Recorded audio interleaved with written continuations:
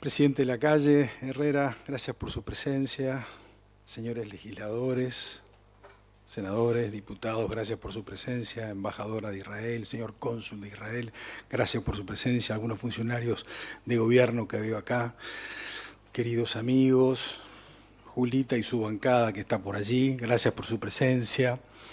Entrañables amigos. Si me pongo a citar a todos los amigos adorados que tengo de la colectividad, de la comunidad, no va a ser fácil. Así que le voy a agradecer solo a mi querido amigo Glass, porque cuando me llamó Martín, en realidad me sorprendió y no tenía mucha idea de la bonita noticia. Y bueno, bienvenida sea. La tomo como un gesto entre amigos, como gesto de amigos. Los amigos además tenemos el beneficio de que nos contamos la verdad. La verdad es que Israel cuando nace en el 48 se enfrenta al poco tiempo con 5 estados. Y ya en la Guerra de los 6 días tiene otra confrontación con 4 estados. Y en Yom Kippur, en el 73, recuerdan perfectamente, se enfrenta a 3 estados. Y luego los enfrentamientos han sido contra grupos terroristas y estados por detrás de los grupos.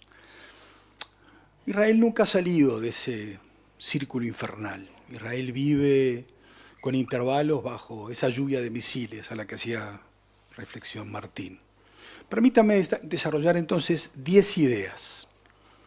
Seguramente no sean demasiado originales, pero es como las organicé mentalmente. La primera es sostener que el antisemitismo es un cliché, resulta un insulto, y eso es antisemita. Primera premisa. No se pueden aceptar este tipo de desmesuras de manera alegre, con ese grado de irresponsabilidad, y eso demuestra que el antisemitismo está vivo y sigue creciendo. Y en realidad cuando prendemos las alertas rojas estamos haciendo lo correcto, estamos prestando atención. Ojo que esta es una historia que viene de atrás, pero milenaria, pero ha habido momentos dramáticos, inclusive momentos dramáticos en la historia de la literatura, Voltaire, Céline, Drummond, Eliot, tienen momentos espantosos en materia antisemita. Esa es la realidad.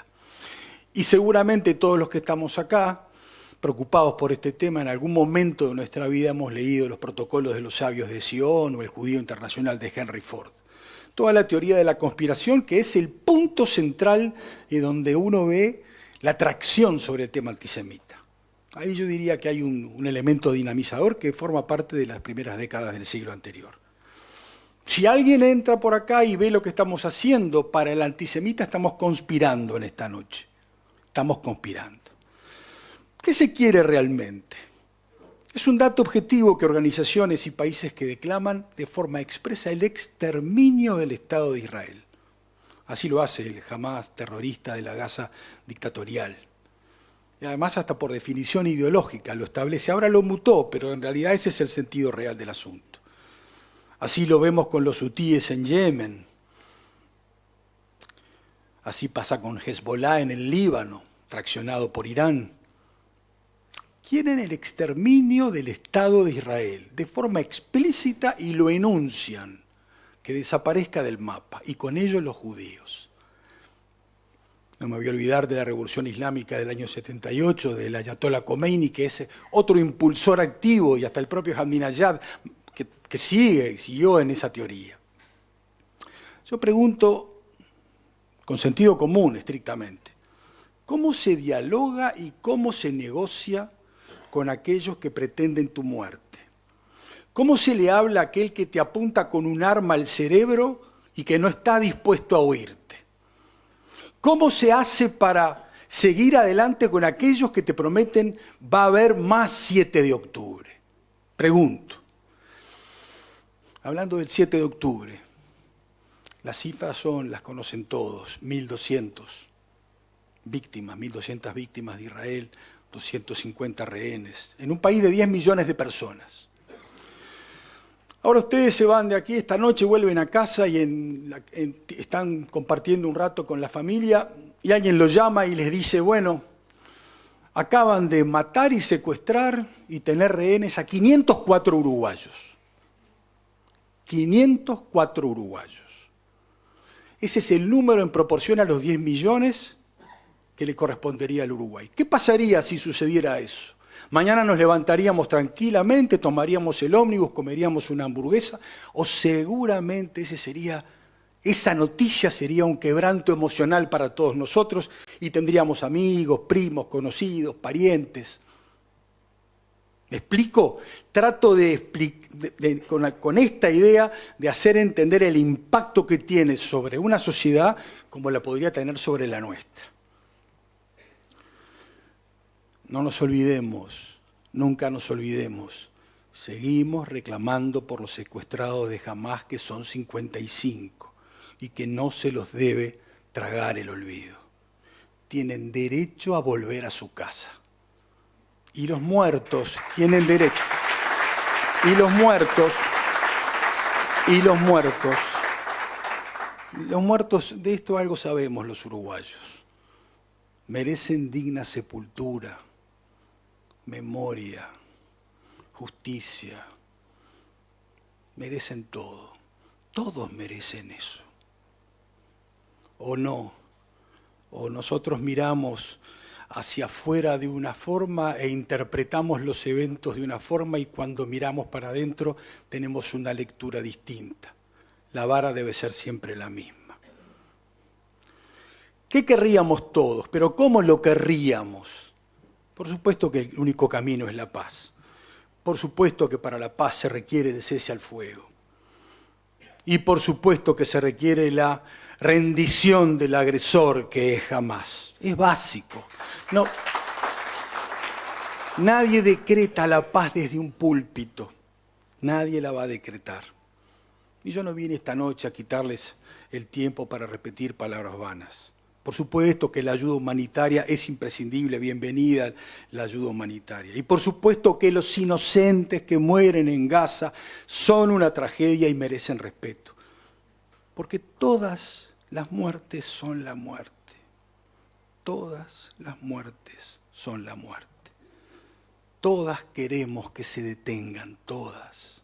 Pero insisto, nada de esto empezó, arrancó o se disparó por voluntad del agredido. Nada.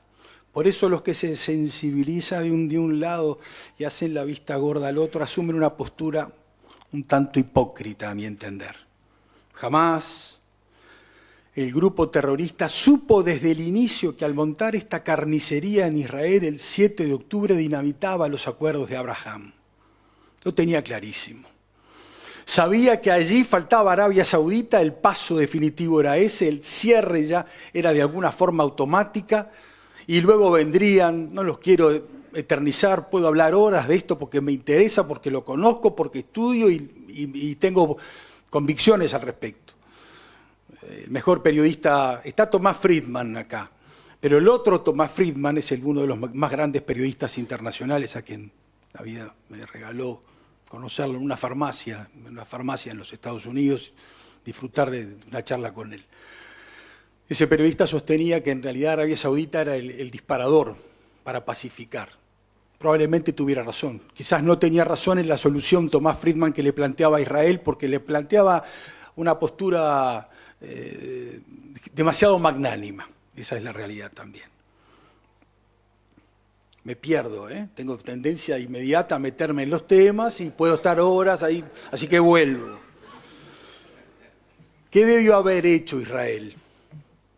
No responder y dejar el liderazgo de Hamás gozando sus muertes y desvincularse sin hacer nada, entendiendo que ese era el precio a pagar, o procurar terminar con el terrorismo de Hamás, que se pasó años cavando túneles y armándose con ayuda internacional para eclosionar en esta guerra. Acá está el punto. Jamás el grupo terrorista supo el espiral que disparaba y la mecha que encendía en el territorio comunicacional. A ver, vengo de Estados Unidos, he visto en los campus universitarios esto en directo. Es un incendio. Tengo amigos entrañables que me han llamado, padres que tienen hijas e hijos estudiando allí, me dicen, vení Turco, por favor, porque mi hija está totalmente perdida en este asunto, dedicarle unas horas a que entienda. Esto no es sencillo. Acá hay una batalla comunicacional importante que está instalada. Lo propio le acontece a Europa, ¿eh? El radicalismo islámico dentro de esas sociedades está generando una deriva moral imponente. ¿Conocen algún judío que esté en Europa tranquilo en estos tiempos? No es así. Demasiada ignorancia, demasiado prejuicio woke, demasiado odio, demasiada locura. Nada que no haya conocido la historia, nada que no conozcamos cómo empieza, cómo pretende terminar y a quién pretende terminar. Lo decía Martín. Hoy el discurso antisemita, antisionista y antijudío, repito, antisemita, antisionista y antijudío, está vivo y remasterizado. Y ahora sabemos que tiene un financiamiento potente a nivel internacional. Hay países árabes que ponen mucho dinero en este asunto. Los que son afectos a las redes sociales, miren la X de Bill Ackman y van a ver toda la secuencia, cómo funciona. Es impactante. O no vemos cuadros estelares en el fútbol, que nos encanta verlos, pero resulta que el financiamiento es de alguno de estos países. O los que han tenido la suerte de visitar y estudiar en Estados Unidos no han visto cómo departamentos enteros se hacen con filántropos que son quienes son. Está complicada la cosa. Acá hay un detalle importante. Ojalá lo conozcan, lo recuerden y lo tengan y se lo graben a fuego. Jamás sabía perfectamente en lo que estaba armando y dijo en algún punto que la barbarie de hasta 100.000 muertos palestinos era un precio a instalar en esta narrativa planetaria. Eso lo declaró el propio Sinwar. Lo pueden encontrar está en The Hertz. Lo encuentran allí. Es una entrevista que se le hace a él. O sea que ellos sabían perfectamente esta tensión hasta el punto, hasta dónde se podía llegar. Entre paréntesis, el hermano de Sinwar lo acaban de encontrar hace unos días debajo del Hospital Europeo. Debajo del Hospital Europeo, donde siempre se instalan y niegan ese tipo de hechos. La verdad es que la parte militar de Hamás se tragó a la parte política. Esto no es nuevo. A ver algunos datos de información de números, que es importante. El ejército israelí tiene 866 muertos. De esos 424 son del 7 de octubre, el resto en combate y tienen 1.500 heridos. De esto no se habla. Los muertos en Gaza, ¿cuál es la cifra? Con respeto pregunto esto. ¿Cuál es la cifra? ¿Son 50, 50.000, 52, 54.800? Leí en The Lancet algo. ¿Cuál es la fuente confiable? Porque la fuente confiable son los terroristas, el ministerio ideológico de los terroristas que nos dan esa información. A ver, todo muerto nos duele. Acá no tenemos una lectura que rebaje nada. Todo muerto nos duele. ¿Qué hacer y qué esperar? Lo que estamos nosotros, los que estamos consustanciados con Israel y sus valores democráticos y su pasión por sobrevivir, no admitimos que se diga que el sionismo es nazi. Admitamos además que alegremente se afirme que hay un genocidio, cuando esa definición hasta para las propias Naciones Unidas, ahora hablo en términos jurídicos, requiere una intencionalidad expresa, conciencia y voluntad de generar justamente una limpieza étnica. El correr de todo este tiempo en Siria hay más de 500.000 muertos.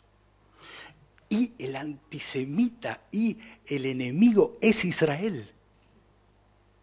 Esos muertos no valen. Es a Israel al que se le plantean las temáticas y las tenidas en Naciones Unidas en más de 160, 170, 180 oportunidades. ¿Dónde está el antisemitismo entonces? Estamos en medio de una batalla por la verdad, contra la información y contra narrativas montadas.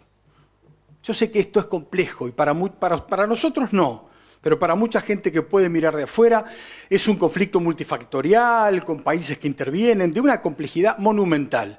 Ahora les digo esto, nunca había visto al Washington Post rectificándose tantas veces.